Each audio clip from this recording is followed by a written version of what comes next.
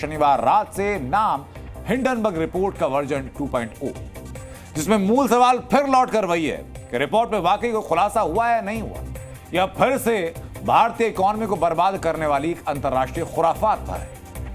Hindenburg 2.0 को लेकर share बाजार से लेकर राजनीति तक हंगामा है। सबसे पहले इस पूरे एपिसोड के 5 किरदारों को जरा आप देखिए। 5 किरदार कौन कौन से? पहला किरदार हिंडनबर्ग, जिसने रिपोर्ट में गंभीर आरोप लगाए। दूसरा किरदार सेबी की चीफ माधवी बुच, जिन पर आरोप लगे। तीसरा किरदार अडानी ग्रुप, जिस पर शेयर मैनिपुलेशन का आरोप। चौथा किरदार सरकार, जिस पर सेबी और अडानी ग्रुप को बचाने का आरोप। और पांचवा किरदार है विपक्ष, जिस पर देश में आर्थिक अराजकता पैदा करने का आरोप है। हिंडनबर्ग ने 10 अगस्त को कुछ विसल ब्लोअर दस्तावेजों के हवाले से 106 पन्नों की रिपोर्ट में सेबी प्रमुख माधवी पुरी बुच और उनके पति धवल बुच को सवालों में खड़ा किया।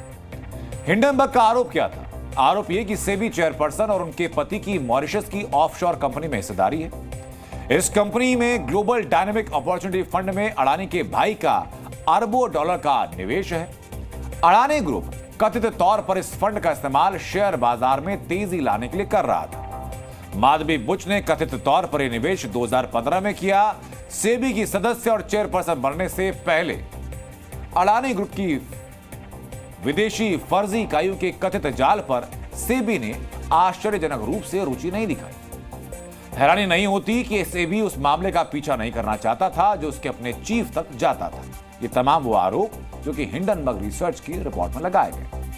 हिंडनबर्ग के आरोपों को अडानी ग्रुप ने शरारतीपूर्ण बताया और कहा कि उन्हीं आरोपों को दोहराकर सिर्फ छवि को नुकसान पहुंचाने की साजिश है, जिन्हें सेबी और कोर्ट दोनों खारिज कर चुके हैं। तो हिंडनबर्ग की रिपोर्ट पर सेबी के साथ माधवी बुच और उनके पति धवन बुच ने भी सफाई जारी की और यह कहा है कि हिंडनबर्ग के आरोप सेबी की विश्वसनीयता पर हमला और चेयरपर्सन के चरित्र हनन की कोशिश है। हिंडनबर्ग जिस विदेशी फंड में निवेश का आरोप लगा रहा है वो वर्ष 2015 में किया गया। जब फंड में निवेश किया गया, हम साधारण नागरिक थे, हम बेहिचक वित्तीय दस्तावेज दे सकते हैं। हिंडनबर्ग ने सेबी के नोटिस के जवाब की बजाय सेबी की साख पर हमले की कोशिश की। सफाई में कहा गया कि हिंडनबर्ग ने ऐसी बातों को खुलासा बताकर पेश किया जो पहले से ही पब्लिक डोमेन में हैं। लेकिन माधवी बुच और उनके पति धवल बुच की सफाई पर हिंडनबर्ग ने एक और पलटवार कर दिया। हिंडनबर्ग ने सोशल मीडिया पर पोस्ट किया और लिखा कि बुच दंपति के जवाब से बरमूडा और मॉरिशस में निवेश की पुष्टि होती है। उन्होंने लिखा कि बुच दंपति मानता है कि उनके निवेश का विनोद अडानी ने इस्तेमाल किया। फंड धवल बुच के बचपन के दोस्त चलाते थे जो अडानी के डायरेक्टर थे। धवल के निवेश वाले फंड की जांच सेबी के पास थी, ये स्पष्ट हो चुका है। इसमें माधवी के निवेश वाले फंड भी थे। यह हितों के टकराव का मामला है। हिंडनबर्ग का दावा यह कि सेबी चीफ और उनके पति ने ठोस जवाब देने के बजाय उसके आरोपों की पुष्टि की और कुछ नहीं किया। अंतर्राष्ट्रीय एक्सपर्ट कह रहे हैं कि मामला गंभीर है और पूरी जांच से संदेह के बादल छांट सकते हैं। तो आपने हिंडनबर्ग के आरोप, उस पर सेबी चीफ की सफाई और उसके बाद हिंडनबर्ग का काउंटर, तीनों चीजें देखी। अब बात आते हैं राजनीति की। हिंडनबर्ग रिपोर्ट के बाद कांग्रेस समेत पूरे विपक्ष की मांग यह कि सरकार सेबी चीफ को हटाए और जेपीसी की मांग पर जेपीसी की जांच बैठाए।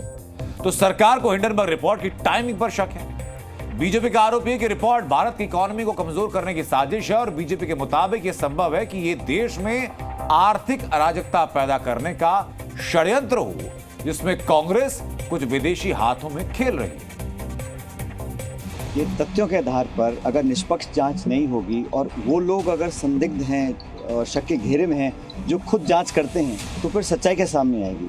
और कांग्रेस पार्टी की जो डिमांड है बिल्कुल जस्टिफाइबल है और जेपीसी के अलावा और कोई तरीका नहीं है कि इसकी तह तक पहुंचा जाए, क्योंकि बड़े गंभीर आरोप लगे हैं। सेबी चेयरपर्सन से तुरंत इस्तीफा लिया जाए, लेकिन सरकार तो बचाने की उस पर लगे हुए हैं, क्योंकि सरकार का खुद इसमें पूरा हाथ है।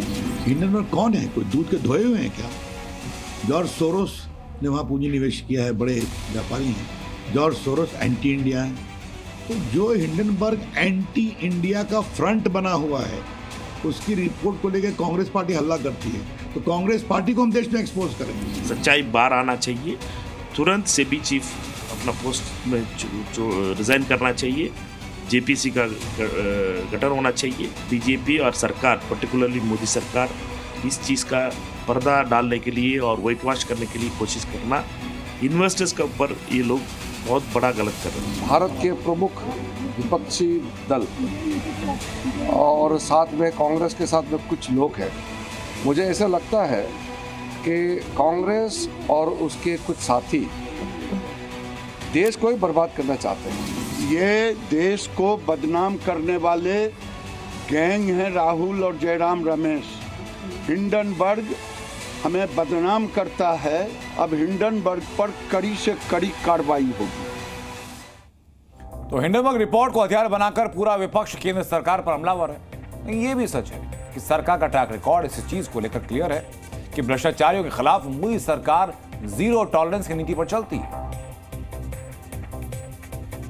अब आगे बढ़ते हैं और आपको बता दें कि आईसीआईसीआई बैंक के पूर्व एमडी और सीईओ चंदा कोचर पर 3,000 करोड़ के घोटाले और पद का दुरुपयोग लगा था, तो सरकार ने चंदा कोचर और उनके पति की भूमिका की जांच सीबीआई को सौंपी। दोनों गिरफ्तार किया गया, चंदा कोचर को पद से हटाया गया।